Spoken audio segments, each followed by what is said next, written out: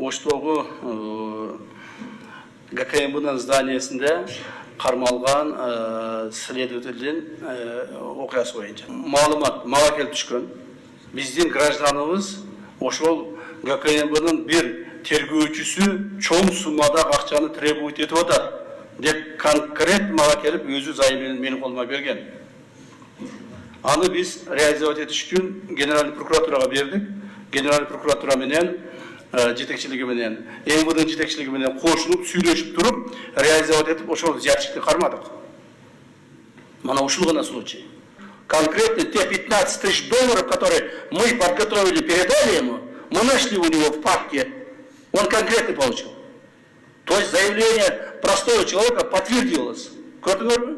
Ал адам эгер мага жете албаса жүрмөктү ыйлап. Эгерде биз ушул майор экен ал болгону, жаш эле жигит экен.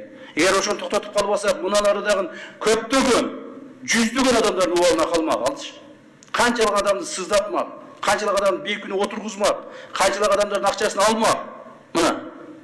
Ал эми бул жерде көптөгөн адамдар, көптөгөн маалымат каражаттары ушул боюнча мамлекеттик органдарды туура эмес коомго маалымат бергендиги үчүн алардын жоопкерчилигин карап чыгыш керек. Вся операция, вся работа проводится под четким наблюдением и поручением президента нашего уважаемого.